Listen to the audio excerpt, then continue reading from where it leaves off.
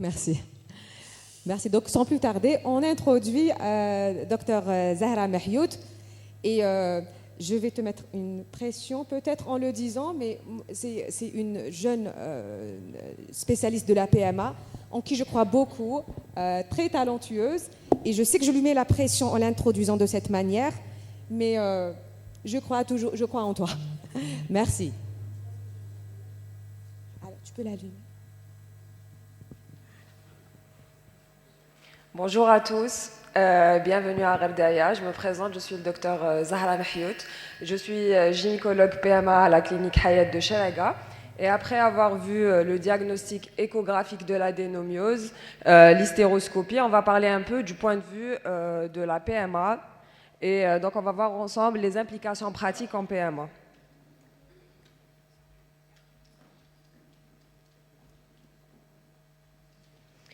Pour comprendre un peu ces implications-là, il faut d'abord savoir ce qui se passe dans notre utérus. Il faut savoir qu'on a un endomètre qui est fait de deux couches, la couche fonctionnelle et la couche basale. Et on a un myomètre qui est aussi fait de deux couches. On a un myomètre interne, c'est la fameuse zone de jonction qu'on va voir à l'échographie et à l'IRM. Et on a un myomètre externe. Les myomètres internes et externes, ils ont deux origines embryologiques complètement différentes, ce qui va aussi expliquer les implications différentes en pratique. C'est le seul organe du corps où il n'y aura pas de membrane basale entre l'endomètre, donc la muqueuse, et la musculeuse, ce qui explique pourquoi l'invagination peut se faire facilement.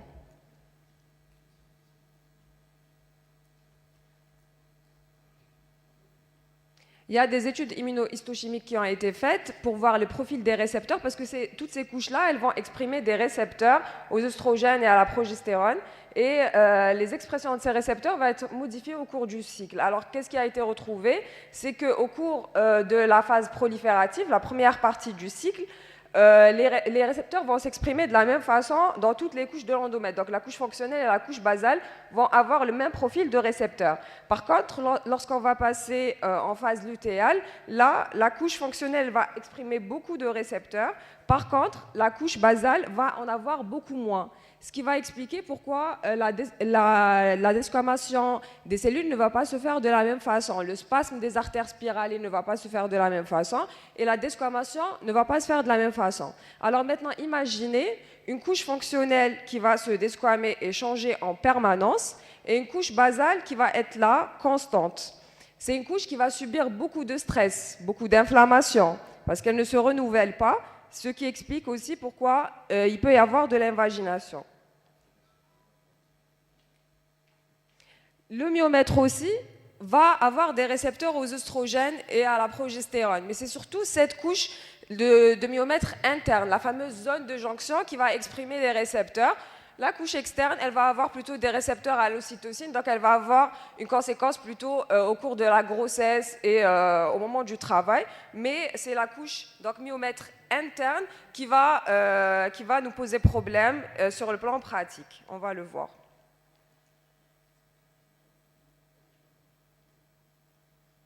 Maintenant, vous pouvez me dire, oui, il y a de l'inflammation chez toutes les femmes. Il y a une desquamation de la couche fonctionnelle chez toutes les femmes. La couche basale, elle va subir une inflammation et des traumatismes chez toutes les femmes. Pourquoi toutes les femmes ne vont pas faire de l'adénomiose? C'est un peu comme l'histoire de l'endométriose et de la régurgitation menstruelle. C'est pas parce qu'on a de la régurgitation menstruelle et on a du sang menstruel qui se retrouve dans le péritoine qu'on va forcément faire de l'endométriose.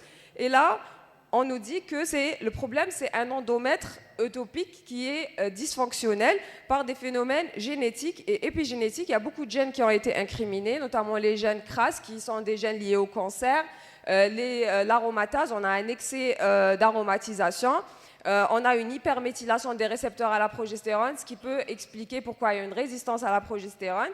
Toutes ces données, toutes ces modifications génétiques et épigénétiques vont avoir trois conséquences principales qui vont nous intéresser en pratique, vous allez le voir. On a une hyperœstrogénie, on a une aromatisation excessive des androgènes et on a une résistance à la progestérone. C'est les trois éléments qui vont nous intéresser. Tout ceci a été confirmé par des études immunohistochimiques, notamment ce travail belge qui a été fait en 2024, où quand on compare des endomètres de femmes qui ont de l'adénomiose avec des femmes qui n'en ont pas, on exprime beaucoup moins de récepteurs à la progestérone et on a moins de pinopodes. Les pinopodes, c'est quoi? C'est des structures qui se trouvent à la surface de l'endomètre et qui ont un rôle clé dans l'implantation de l'endomètre. Au niveau du myomètre, qu'est-ce qui va se passer?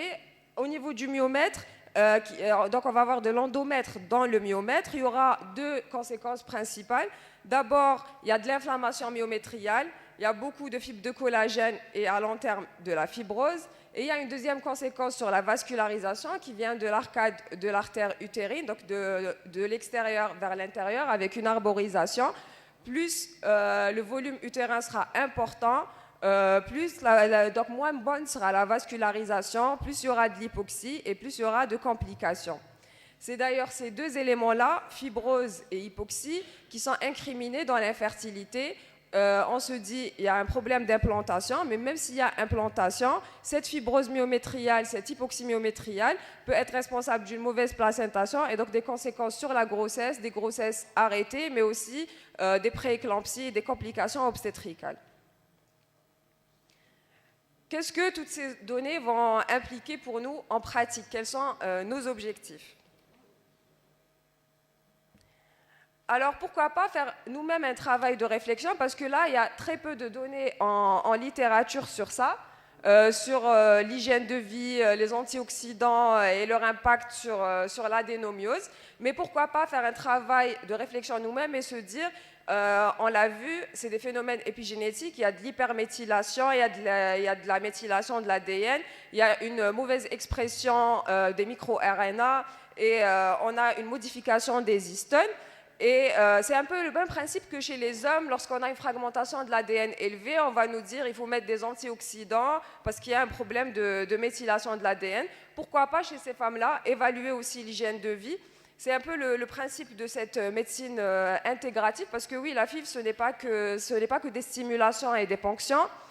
Pourquoi pas aussi préparer la FIV pour optimiser ses chances, même si là, les données sont très pauvres en littérature. Donc, évaluer avec la patiente lors de la première consultation l'hygiène de vie, essayer de corriger des carences, vitamine D, dysthyroïdie, hyperprolactinémie. Il y a eu des études chez les souris où il y avait des adénomioses induites par une hyperprolactinémie.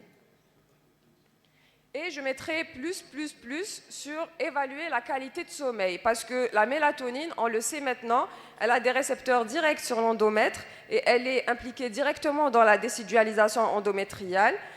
Donc évaluer la qualité de sommeil avec la patiente, est-ce que c'est une patiente insomniaque, et pourquoi pas supplémenter en mélatonine, même si là aussi il n'y a pas du tout de données.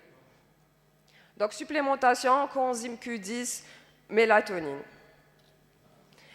Au centre Hayat de fertilité, nous avons fait le choix de faire des hystéroscopies systématiques pré-FIV pour évaluer les états inflammatoires de l'endomètre, parce que vous l'avez vu, il y a un endomètre, surtout la couche basale, qui va subir un stress permanent. Ça va générer de l'inflammation. Il y a souvent dans l'adénomiose de l'inflammation de l'endomètre. Donc traiter les états inflammatoires de l'endomètre avant de démarrer sa FIV. Et maintenant qu'on est arrivé en FIV, comment choisir le protocole? Quel est le meilleur protocole pour l'adénomiose? Là, il n'y a pas de recommandation. La seule société qui a émis des recommandations pour l'instant, c'est la société canadienne en 2023. Et les recommandations, c'est de mettre un pré-traitement par des agonistes GnRH. Ils mettent 2 à 4 mois avant la stimulation avec un niveau de preuve faible. Donc pas de guidelines, pas de recommandations, mais en pratique, comment choisir le protocole? On va essayer de comparer l'effet des différents protocoles avec cette méta-analyse chinoise en 2024 qui a inclus plus de 4800 cycles avec adénomiose versus 6000 cycles sans. Et là, il en ressort un petit avantage pour le protocole ultra lent. C'est quoi le protocole ultra lent? C'est de commencer les agonistes GnRH au moins 28 jours avant le début des gonadotrophines. Ça va de 28 jours à 3 mois selon les séries. Et là, il y avait un petit avantage, il y avait une augmentation des taux de grossesse, il y avait aussi une légère augmentation des taux de naissance vivante, mais ce n'était pas statistiquement significatif. Mais en contrepartie, il y avait une durée de stimulation plus longue, on nécessitait une dose de gonadotrophine plus importante, mais surtout, on avait un peu moins de follicules à la ponction, donc diminution du nombre de follicules dans ces protocoles ultra lents. Et sachant que souvent, c'est des patientes qui n'ont pas que de l'adénomiose, elles ont souvent aussi de l'endométriose, des diminutions de la réserve ovarienne. Chaque follicule va compter. Donc là, pourquoi choisir? On pourrait se dire, on peut segmenter sa FIV et proposer le All Freeze. Comme ça, on aura le choix du protocole, on pourra optimiser sa réponse ovarienne et ensuite préparer son endomètre pour un transfert. Une fois qu'on a ces embryons bien au chaud, ou bien au frais, vitrifiés plutôt, maintenant on va penser à l'endomètre. Et là, on conseille de faire une consultation d'évaluation pour décider est-ce qu'on va transférer, est-ce qu'on va proposer un pré-traitement et quelle sera la durée de ce pré-traitement avant de faire notre transfert vitrifié. Dans cette consultation, qu'est-ce qu'il est important d'évaluer? Premièrement, la symptomatologie. Là, c'est clair, on est d'accord pour dire les résultats sont moins bons chez les patientes qui sont symptomatiques. Quand il y a de la douleur, quand il y a des métrorragies, là, il faut proposer un pré-traitement avant d'envisager le transfert et idéalement diminuer cette symptomatologie. Ensuite, une évaluation échographique. Je ne vais bien sûr pas reprendre les critères diagnostiques de l'adénomiose, mais on va voir ensemble quels sont les critères décisionnels pour transfert, en tout cas transférer dans les conditions idéales, parce que ce n'est pas toujours le cas. La première des choses à évaluer à l'échographie, c'est cette fameuse zone de jonction au myomètre interne. C'est cette zone hypoéchogène qui va entourer l'endomètre. Est-ce qu'elle est régulière? Est-ce qu'elle est continue? C'est important. Et s'il y a des lésions d'adénomiose, à quelle distance il se trouve de cette zone? On peut aussi voir les contractions utérines, le péristaltisme, le fameux péristaltisme, on peut le voir à l'échographie, mais à condition de le faire dans de bonnes conditions. La patiente doit être bien relâchée, on ne doit pas stimuler avec sa sonde d'échographie le col pour ne pas provoquer nous-mêmes les contractions, mais on peut le voir comme ici, on le voit comme des vagues sur cette zone de jonction et l'endomètre. Il faut savoir que ces contractions-là, elles sont complètement physiologiques lorsqu'on est en phase proliférative, surtout en fin de phase proliférative, mais normalement, il y a une accalmie en phase lutéale. Quand on est en phase lutéale, l'endomètre va se préparer à une implantation et on a moins de contractions utérines. Et ceci a été utilisé dans cette étude prospective qui a été faite sur 292 femmes infertiles, où ils ont pratiqué une échographie le jour du transfert.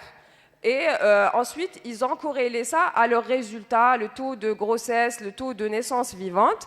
Et ils ont noté qu'il y avait un meilleur taux de grossesse lorsqu'il y avait moins de 2 contractions minutes. Et plus les contractions augmentaient, moins bons étaient les résultats. Et ça diminuait de façon drastique au-delà de 3 contractions minutes. On peut aussi évaluer le volume utérin qui semble intéressant.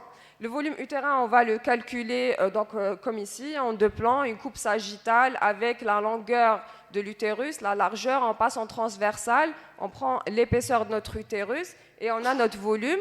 Là, et le corollaire serait que plus l'utérus serait gros, plus il y aurait de la fibrose, plus il y aurait de l'hypoxie, plus il y aurait un risque de grossesse arrêtée et de complications obstétricales. Et là, ça a été confirmé donc en étude. On a Lee et Hall en 2021 où ils ont retenu un cut-off de 98 cc, donc un volume utérin idéal, bien sûr, inférieur à 98 cc avant de transférer. Maintenant, pour atteindre ces objectifs-là, en tout cas pour essayer d'atteindre ces objectifs-là, quels seraient les pré-traitements? On a une série de pré-traitements utilisés. Donc, vous allez retrouver une multitude dans la littérature. Il y a les agonistes GnRH, les anti-aromatases, les antagonistes, le déolévonorgestrel, le Genogest, les inhibiteurs de l'ocytocine, l'atosiban.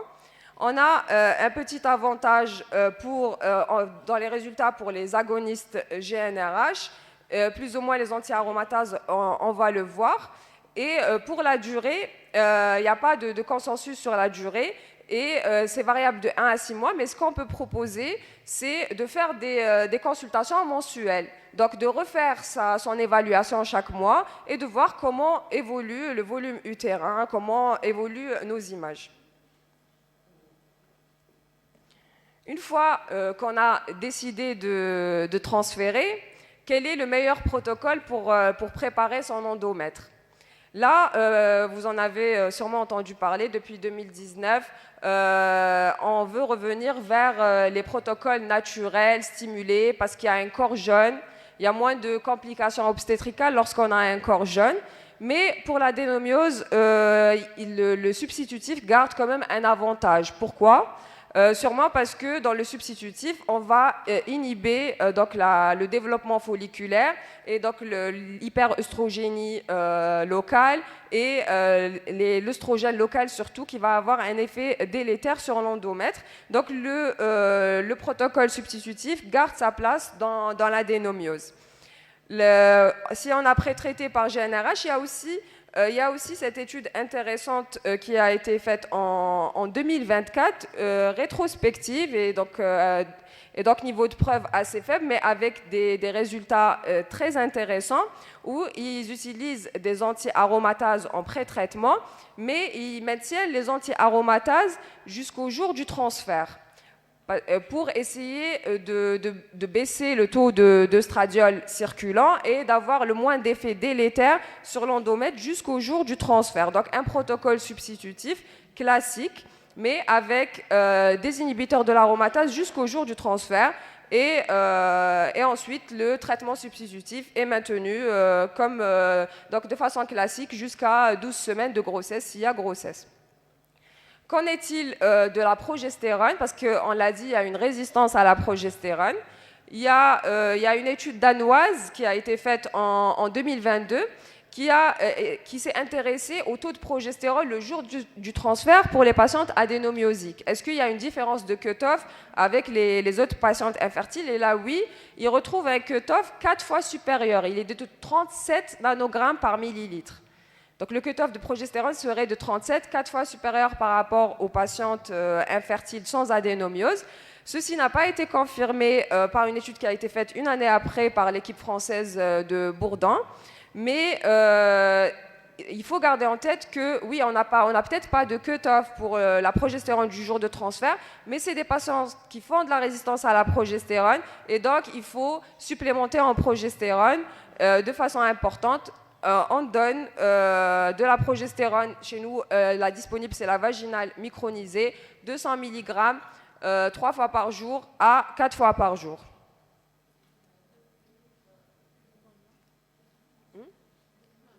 Ah, ok, très bien. Je termine. En résumé, on va évaluer l'hygiène de vie. On l'a dit, c'est important. La supplémentation en antioxydants, pourquoi pas. Le traitement de l'inflammation et des états inflammatoires de l'endomètre. Pour la simulation, on a le choix du protocole et l'idéal, ce serait de proposer un all freeze et de préparer son endomètre. Comme pré-traitement, les GnRH, donc les agonistes GnRH et plus ou moins les anti-aromatases. Pour la durée, ça va de 1 à 6 mois avec évaluation mensuelle, évaluation échographique. Protocole idéalement substitutif, plus ou moins anti-aromatase jusqu'au jour du transfert. Et le traitement substitutif doit être maintenu jusqu'à 12 semaines si grossesse. Et merci pour votre attention. Merci beaucoup de cette brillante présentation. Là, comme on est vraiment à court de temps, on prendra une seule question. Donc, est-ce qu'il y a une question? Oui, professeur Khaled. Voilà, le micro derrière. Je voudrais profiter de la présence de notre ami, le professeur Hassan Salem, qui a préconisé en 2006 le protocole ultra-long et qui reste la référence pendant plusieurs années. Qu'est-ce qu'il pense maintenant des avancées du protocole de stimulation segmentée? Est-ce que le protocole segmenté antagoniste suivi de préparation par les agonistes comme ça a été présenté, qu'est-ce qu'il pense? Est-ce qu'il a changé sa manière de travailler ou bien est-ce qu'il reste fidèle à son protocole ultra-long?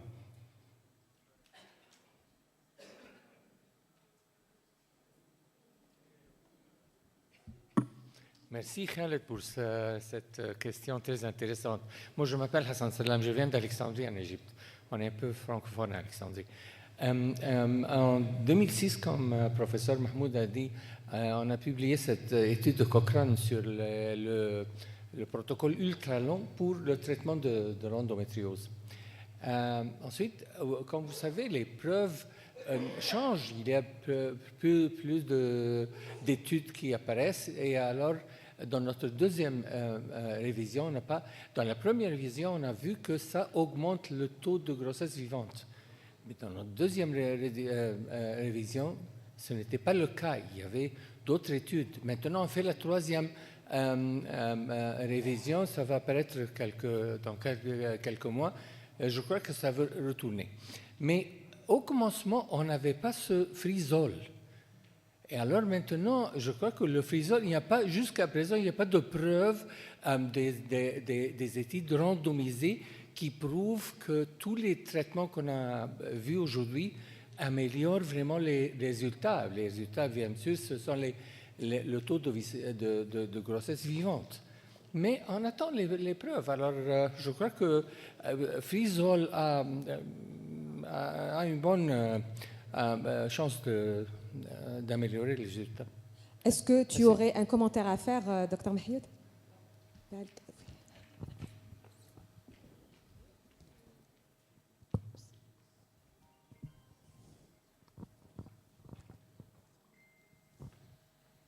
Merci beaucoup, professeur. Effectivement, le Frisol a changé complètement notre conduite. Ça nous permet de segmenter notre FIV, de ne plus choisir. Donc oui, merci beaucoup.